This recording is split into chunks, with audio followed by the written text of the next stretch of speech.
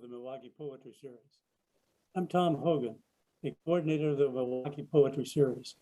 My wife Jane and I are here tonight at the Willamette Falls Media Center, and our poet, Kate Gray, is coming to you from her home in the Columbia Gorge. So we are also saying good evening to Kate. Thank you very much for being here with us tonight for this reading on Wednesday night before Veterans Day tomorrow, and at a time when the days are getting shorter and we have darkness earlier in the evening. I'm delighted to have you be here. Before I introduce the poet, I want to make some thanks.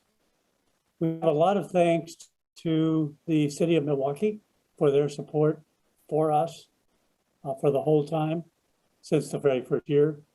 To the Letting Library, we're a committee of the Letting Library, and them for their support. To the Milwaukie Poetry Series Committee. We do have a committee, as you know, that works on this, and it's an example of something doesn't happen unless you have a group of people working on it. So we have a lot of thanks to the Milwaukie Poetry Series Committee. And finally, a big thanks to the Willamette Falls Media Center and to our technician here, Joshua Reynolds, who's the magician who makes all this happen. So a big thanks to you, Josh. We're very fortunate to have as a poet tonight, Kate Gray. Kate was one of our poets in the very first year of the Milwaukie Poetry Series. She read in June of 2008. I had a chance to go back and take a look at that reading and getting prepared for her reading tonight. So we're absolutely delighted that Kate is with us again. Her passions come from writing, teaching, leading salons, and volunteering. Her latest book of poetry, For Every Girl, New and Selected Poems, has come out in 2019 from Widow and Orphan House. Her first full-length book of poems, Another Sunset We Survive, was out in 2007 and was a finalist for the Oregon Book Award that year, and followed chapbook Bo Knowing in 2006, winner of the Gertrude Press Poetry Prize. And She Goes, winner of the Blue Light Chapbook Prize. Kate's first novel, Carry the Sky, in 2014, stares at playing without blinking. Her poetry and essays have been nominated for postcard prizes. In her novel in progress, she may tell us a little bit about that tonight. She narrates in Sylvia Plath's voice what led to the bell jar and her suicide attempt in 1953.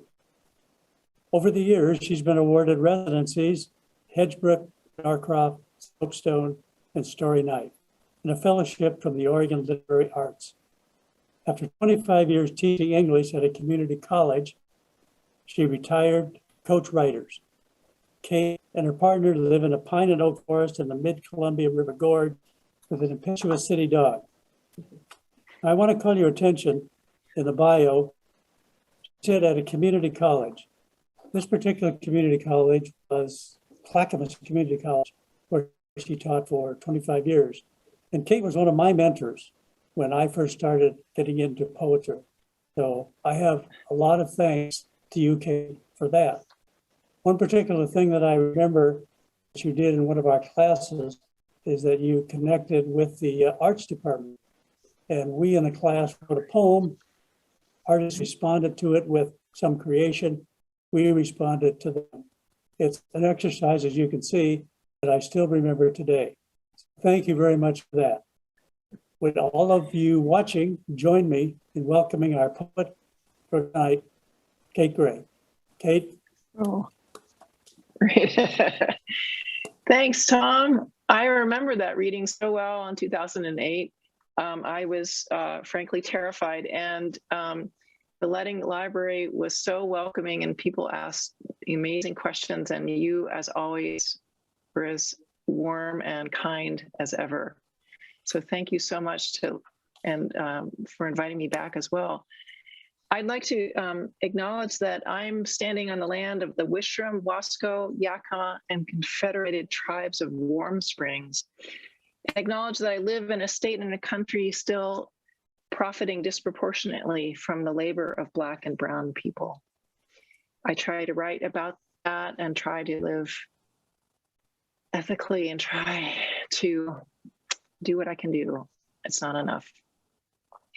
Thanks, Tom, and the Letting Library and all those good folks who believe in poetry. I'm going to read a few poems from the last book, from the For Every Girl, and then dive into some newer poems, about 8 of them, so 3 and 8.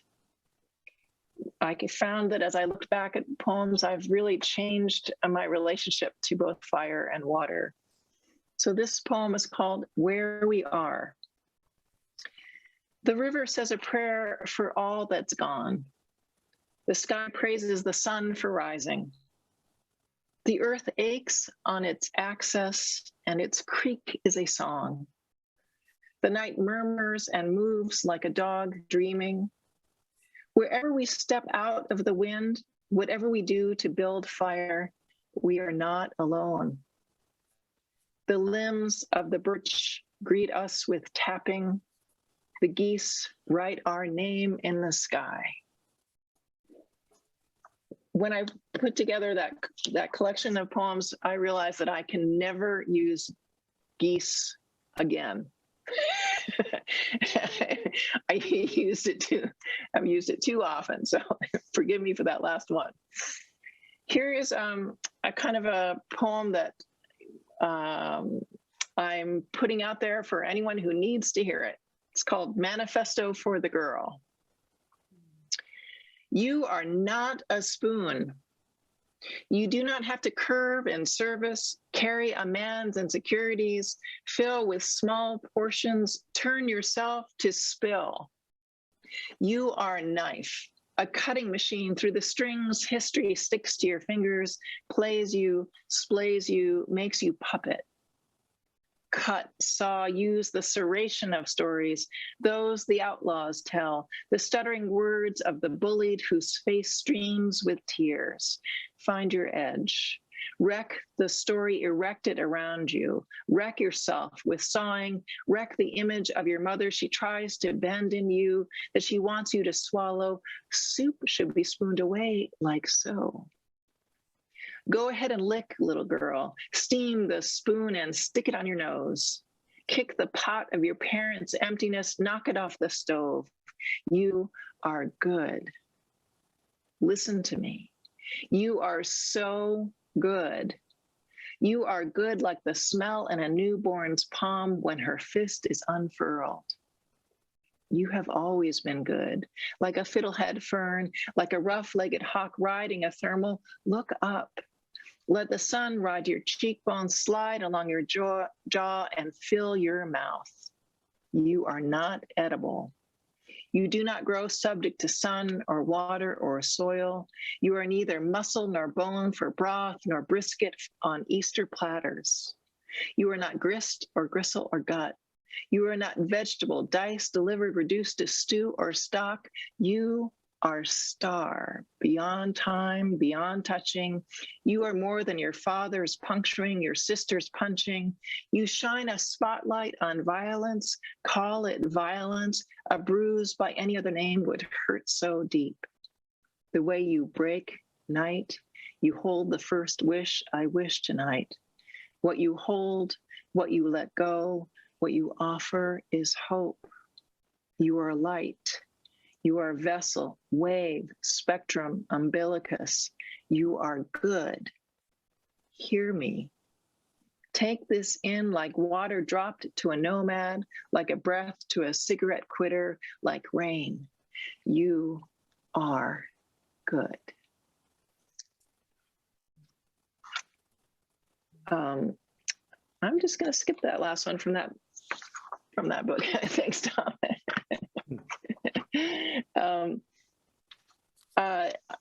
When COVID hit particularly hard, I was lucky enough to be able to write with a bunch of people. What I did, I started a phone-in thing, and we every morning for 52 days, consecutive days, we gathered on the phone at 9 a.m. and I did a meditation and launched people off on a writing from a poem, and then we got back together and said goodbye. It was very simple.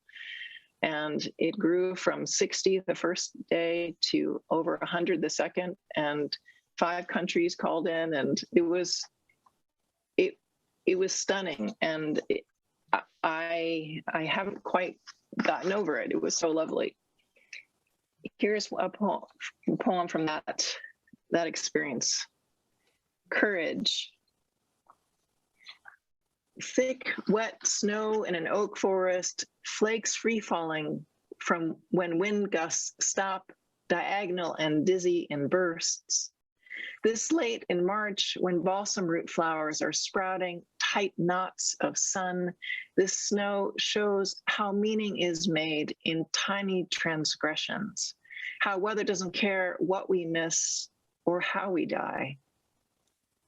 I couldn't have known what fools we were, my sister and I, tracking rabbits in the Connecticut snow. We wove through thickets that ripped jackets and cheeks. The tracks, 2 tiny snowshoes, a period, would surely lead us to something wild we could touch with our hands, unmarked by fathers. Every time we came back home, snapped by cold. In the frozen and the thaw, we learned to read the tracks leading out, the scars from cuts when we fled from those supposed to love us, or reached out to those who knew the risks and took them anyway. Today, little matters except to move together with someone we love towards something we want to understand.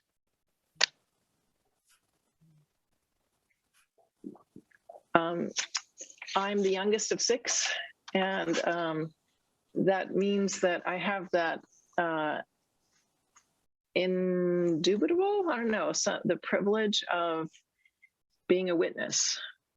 So this is a poem called My Big Brother, My Body. A knob under one clavicle, red and raised like Australia's Uluru. My fingers sometimes graze the soft place where pendants dangle. The pearl in a gold cage my best friend wore until she drowned. And my fingers skim my skin for that scar, my older brother's scar, where window glass shattered when the storm door was locked and he flew through. Its slivers bigger than knives, missing his lung, his heart. Why do youngest children love with their bodies? He lost his over and over, leaping into the leaf-strewn pool in winter, raising his forearms to shield his face from our father's fists, falling for women who lopped off his heart. What he lost lives near my throat. The red rock my fingers wander like people searching for home.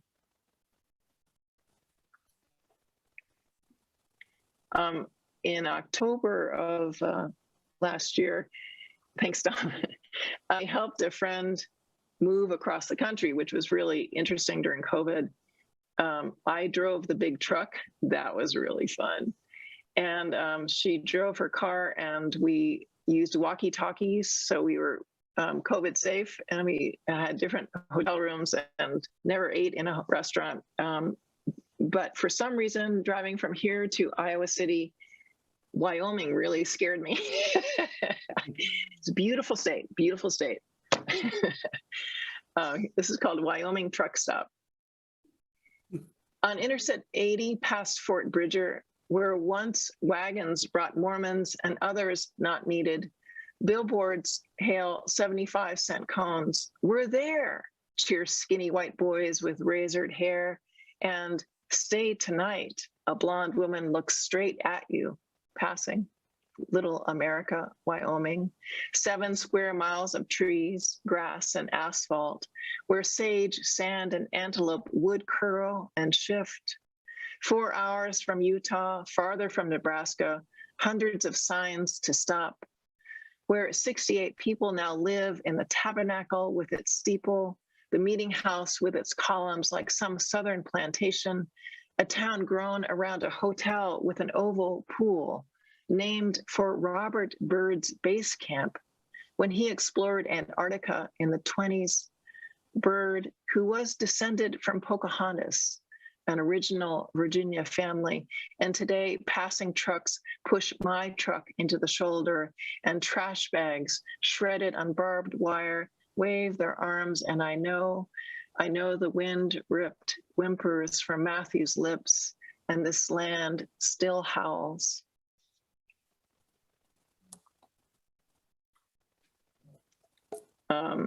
Speaking of libraries, when I was growing up, there were very few books for lesbians to read, especially young lesbians. And if there were any, they were in the back of the library, and they could have had like wrappers on them, like brown bags on them. They were so far hidden. And one of the only ones that was there was Radcliffe Hall's The Well of Loneliness. So they were pretty depressing. Radcliffe Hall had a pretty rough life, and had a lot of unexpressed love. And so this is a poem for her. And she also went to boarding school, which I did too. You never knew. You lay so still in the moonlight, white ocean washing your cheekbones, your eyelashes so long, I wanted to feel them on my lips. The door to the old gym pulled open, or we knew how to pry it, or one of us had a key handed down through generations of boarding school girls. I don't remember. I think I didn't breathe, or I watched you breathe and tried to ride your breath as if my hand could hook a dorsal fin, and we could dive and rise. Dive and rise. You scarcely breathed, and the moonlight turned your shirt liquid, and the swell of your chest made mine tight, the slow, steady rise, the quicker drop.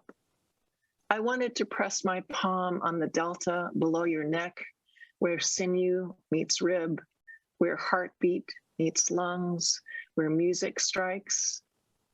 I don't remember why you followed me, or if you talked me into lying down on the old coarse mats, or after a day filled with tulip trees slick with blossoms, their cream petals turning sticky in the sun, what about that full moon drew us out of our dorm? Why does night air thicken with scent when there are no bees to drink it? You slept, and I let you sleep, the edge of my hand brushing the edge of yours, the moonlight pressing both of us like a lie we held, or a truth big enough to break us, or a story to guide us into daylight.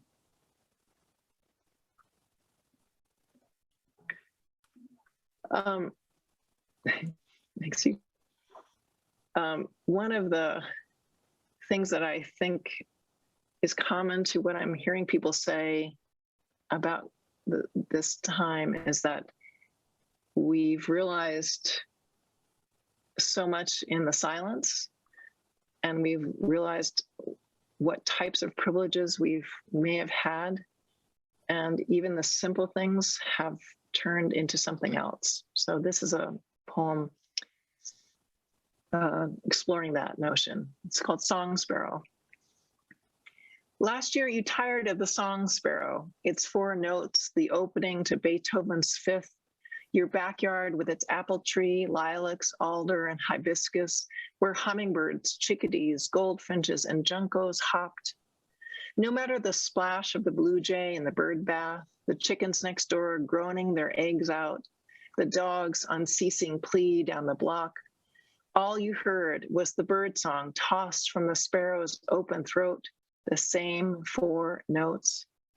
But this year, when ambulances wail along McLaughlin, when funerals for friends, one who died on a separate floor from her brother, are held on iPads, and Passover is celebrated without the smell of lamb, this year, when you were quiet enough to learn how the song sparrow must sing, the male's mimicry of his teacher shows how well he learns, the learning, what attracts females.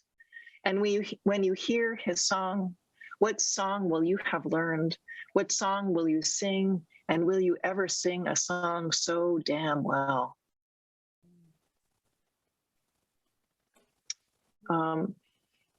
Thanks. One of the changes I made was moved out from that backyard that I just described to the dry part of the gorge just past Hood River. And we had a house there for quite a while, and always knew about fire. But here you live it, and you spend about 8 months of the year preparing for the 4 months of dry. And as we were moving out here, there was a wildfire that almost took our house before we moved in full time. So here's a little bit about that. Again and again. When fire rips our meadow like horse hooves churning, when fire kicks creosote bushes into fireballs rolling, when fire closes its mouth around our ponderosas burning, and needles sizzle and drop like prayers we recited in church, when fire sucks up air in a column and cool air starts dropping, when pyrocumulus clouds spark lightning and wind, we will tell the story of water, our bodies, not bodies, but skin sacks, the masks barely masking. We are conveyors of spray. We do what we have to do to keep wet, steal water from the Columbia for crops, water alfalfa for cow mouths, sugar for sweet tea, sweet grain, the liquor to quicken our blood. Every story is the story of water. And when the water leaves our skin, when our skin falls from bones, when bones crush to dust, what do we wish we had said? What do we wish we had done? Just have two more poems. This is a more recent poem. Fire season has shifted. It starts now in May, and it used to start in June. It ends now in October. It used to end in September. So the burn ban, you burn the fuel before it can be used by a wildfire. So it's an odd concept to use fire to prevent fire. But anyway, this is called A Time to Burn, and it's after reading May Swenson's October. 1. The burn ban ends today, and the rolling hills along the Columbia River are as smoky as a cocktail party. My parents' friends, after their kids moaned as mummies on Halloween, they gathered at our house, flicked lighters for their ghouls and ghouls, my mother smoking hers with an 8-inch holder, and my sister and I watched from the stairs, the masters cold against our cheeks. 2. Chainsaws echo today, yawning dogs, fierce ones gnawing trees down. The season for clearing and burning has just begun, and already I'm behind. A dozen fir trees are brittle, bug-burrowed after this year's drought and must be cut. If I don't, they could ignite and launch bombs across the valley. The wind, since the burn ban began in May, has snapped 50-foot pines, their tops like torpedoes dropped from the sky, as if these hills were Christmas Island. 3. A friend is sitting with her mother's body today, and perhaps she has lit green pinon incense, the sweet that burns New Mexico's autumn, and dips her fingertips in its ash, mixes a paste to smudge across her mother's forehead, then lays her hand, long like her mother's hand, across the top of her mother's scalp to hold her spirit for a moment, its moist kiss on her palm, before it rises into the hazy sky. 4. I do not mean this poem to be a prayer, but it may be good for something if it burns, if it catches fir needles, the weeping sap on bark and explodes. Each year I grow closer to wind, my skin riddled with mistakes, the distance between what is and what was smoke thick. Each year, the broken, the fallen lean against each other, and I pile fir boughs and throw the match. This year I'm late, and the pile is high. And I'll end with this poem because the image at the end just cracks me up. So I hope it puts a little smile on your face. Resurrection. The year after my mother stripped off my father like a horsehair bra, her body loosened like spoiled pasta. He stole her bones. Until lunch every day, when 3 women who spoke with smoke sat at our kitchen table, and my mother laid place settings and cloth napkins, shook whiskey sours into sour glasses, dished tuna salad on lettuce beds, and they groaned over the local zoning commission's latest atrocity, a stop sign, my God, in town. And the friends who left their husbands to fend for lunch rocked the kitchen chairs like dories on the open sea, patted their coiffures, pink plastic rollers cradled their heads in bed. And my mother gulped laughter like a bear standing in rapids when salmon leap upstream, her lips quivering, her teeth big. And that's it. So thanks, Tom. Thank you. Thank you so much, Kate. Thank That was you. wonderful. Thanks. I know we're virtual, but I would like to have you hear long and sustained applause. So Thank can you hear you. it? I can. Thank you. It's Yeah, that thunderous. was absolutely wonderful reading. So thank you very much. I appreciate it. Thank you. People could think about questions they may have. And if you have a question, put it in the chat. Here's just some things that I heard as you read. The river says a prayer. The geese write our names in the sky. Serration of stories. Courage. Tracking rabbits in Connecticut snow. Who knew the risks? Like people searching for home. Wyoming truck stops. And this land still howls. And this land still howls. A truth big enough to break us. I do not need this poem to be a prayer. The distance between what was and what is. So I could keep going and Thanks, Tom. mention memorable phrases, memorable clauses, memorable things from your reading. Thanks again. Thank you. Let's look at the chat. So we have a lot of greetings in the chat from different people. Pauline Peterson says, lovely to see you again, dear Kate. Oh, bless you. And- Bless you, Pauline. So, this is one of the benefits of Zoom.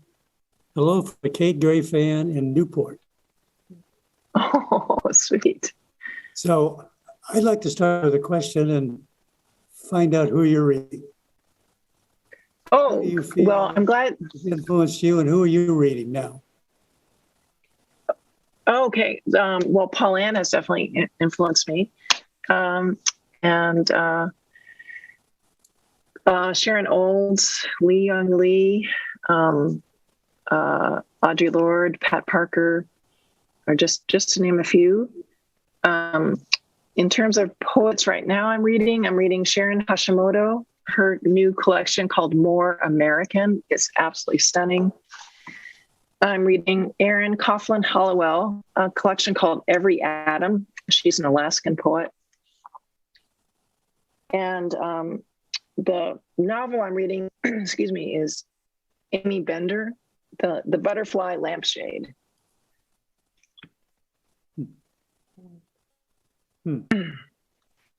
Yeah. So Amy Bender is fabulous.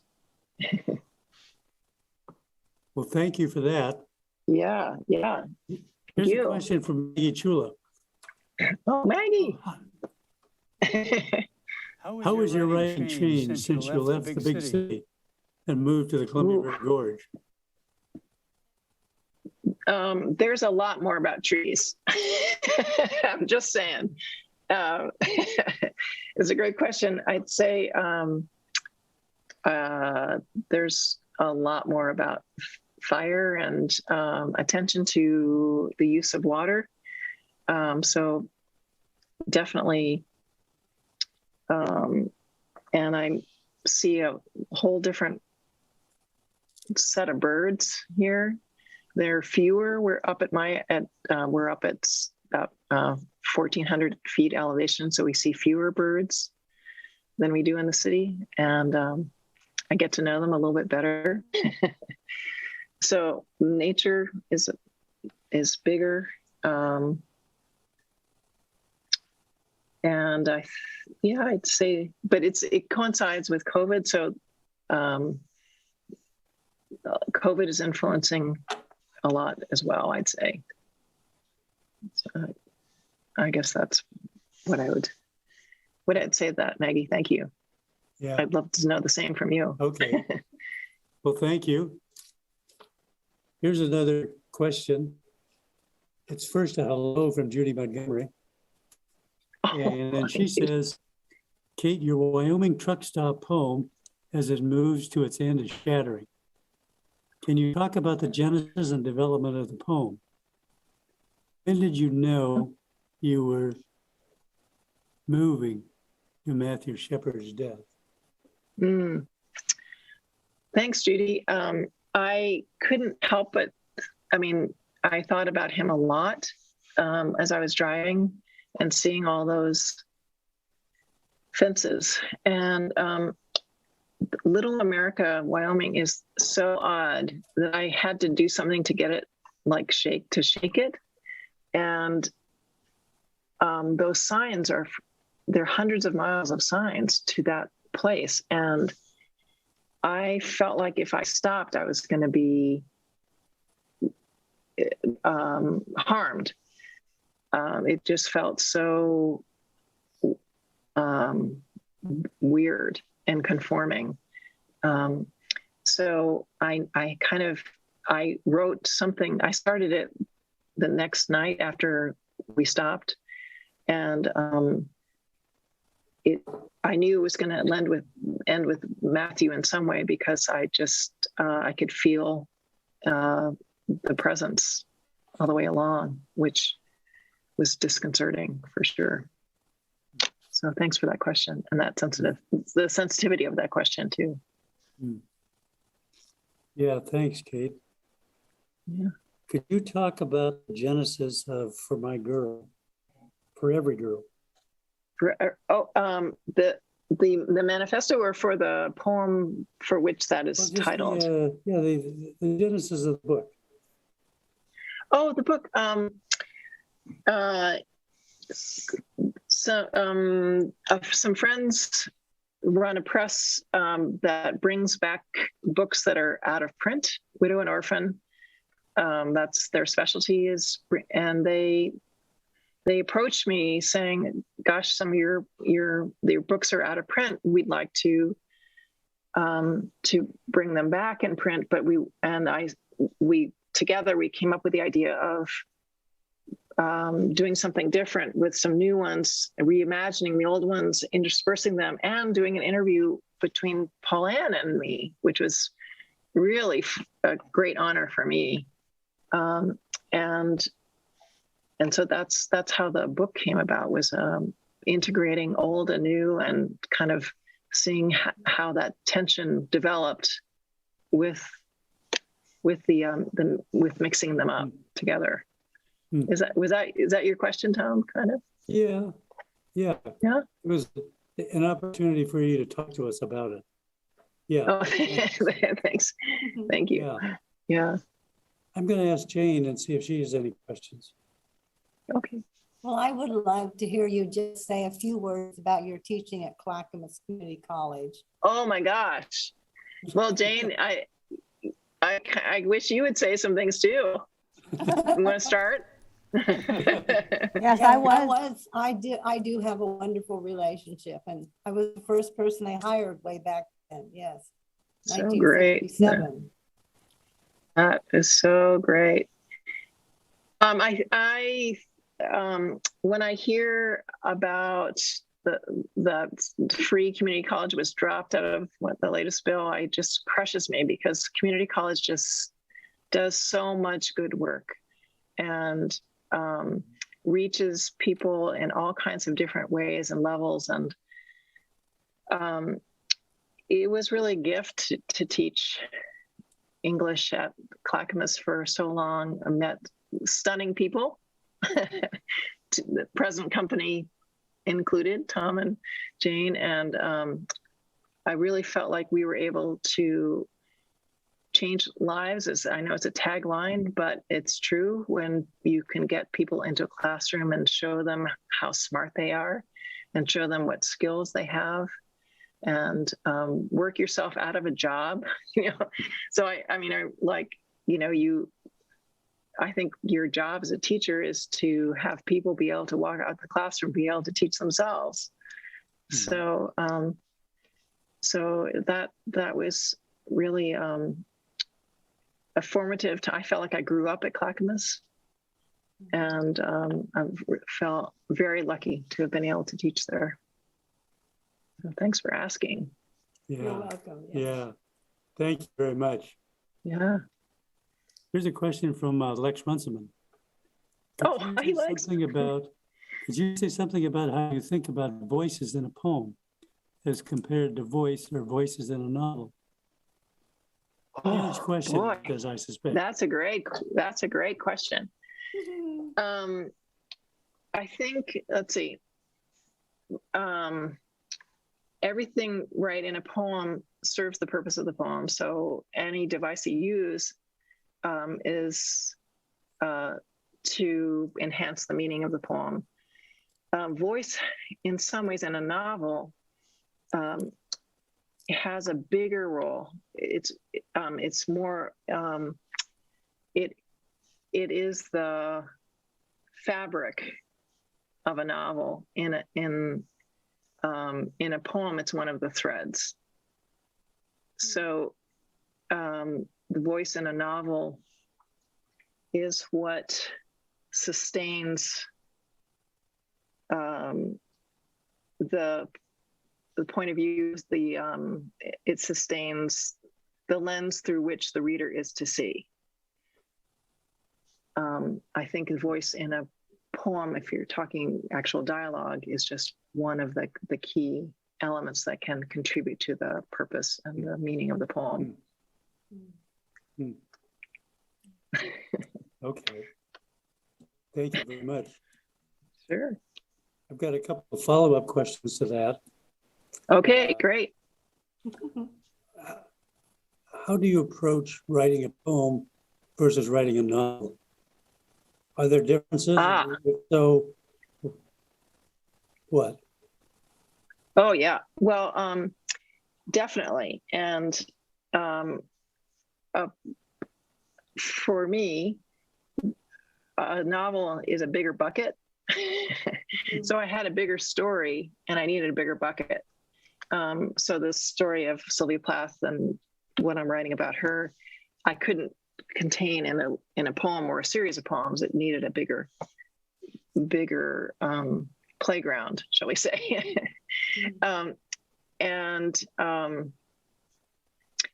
So the difference, I mean, there are things that a poet doesn't tend to have to deal with, like plot, like character development, all these things that I'm still learning, even though I've been writing fiction for a while. Things like, making sure dialogue is so crisp. And I mean, there's so many different things that, and I have to pare back my use of metaphor. because I can just flip into metaphor in a second. And that just, readers in fiction don't tend to sustain an associative logic. They tend to sustain chronology or causation. And so it's a different type of logic that's needed. I mean, you can use figurative language in a novel, but it's not the operative glue. Mm-hmm. No. Okay, well, thank you for that. Yeah. We're going to have maybe one or two more questions, but before I Okay, get to thank that, an idea introduced to you is there a poem that you would like to read as an ending tonight? We take a couple more questions and then see if there's one more poem that you would like to read for us to end. Okay, sounds good. Okay, great, thank you. Yes. Yeah. Okay, so here's the next question is again from Judy Montgomery. And can you tell us some more about your Plath-based novel in progress? Let me just weep into the microphone here. I've been working on this for a long time, and it was, I'm just looking for that poem for the end. Oh, there it is. And it started out based on the fact that my aunt was in the same house as Sylvia Plath at Smith. And Plath was invited back to my aunt's debutante party at my grandmother's and Plath wrote one of her longest letters to her mom about that experience. When the letters were published to her between her mom and Plath and her mom, my mom dropped it on my desk and said, "Read this. This is how it was." And Plath described a fairy tale that she experienced at my family's house that I had never experienced. That was pretty extraordinary. And that got me thinking about the comparison between Sylvia and my Aunt Maureen. My aunt died the year after Plath suicided. I never met her. So my aunt died at age 31 with 5 children. And I, through starting this novel, I wanted to get to know both of them. And I've done so much research that I've unearthed things that my family never knew about my aunt, good things, and explored that time period in a way that helps me understand my family and the influences on Plath at that time. So it's been a long, long process. I ended up starting over the novel this year, and I'm only about 80 pages in on this draft. So it's had its hooks in me for years, and apparently doesn't want to let go for a while. Yeah. Yeah. What a nice way to express it. Yeah. So thank you for sharing about that. Yeah, absolutely. Do you have a poem? Thanks for asking. That you'd like to end with? I do. Okay, well, let me say thanks again to you, Kate, for being here and sharing this wonderful reading. Next month is going to be our bonus reading, and Christopher Howell will be here on the second Wednesday of December. Thank you again for Kate for being here, and we're looking forward to hearing your concluding poem. Great. Oh, and by the way, we're going to have some information about where people can get your books too. Oh yeah, there should be some links. Yes. If they're not on the closing credits, we'll get them out on the broadside poem that I'm going to get out to the people who registered. Great. That'd be great. Thank you. And thanks, Tom, for this wonderful opportunity. And let's do it again in 15 years, shall we? Okay. Maybe sooner than that. Okay, good. You don't want to wait that long again. Okay. And I really think you should be on PBS. You've got quite it's definitely looking great. Anyway, last poem, Your Reassurance. kind words. In late March, the river smells of cottonwoods, their blossoms hanging down and dropping, catkins, purple gray and sodden on the ground.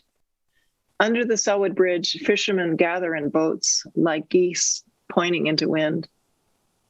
In this part of spring, forsythia and cherry and pear bloom, and the streets snow with petals. This is the time of year I fall for you all over again. Your arms holding me like rivers taking islands. Your eyes, the sky around the moon. The nights so still, we know that more will come and we can bear it. Thank you. Thank you again, Kate. Thanks. Wonderful Thanks, to have you everybody. here. I Thanks. want to say goodnight, everybody. We'll see you at our next reading with Christopher Howell in December. Good night. All right, thank you.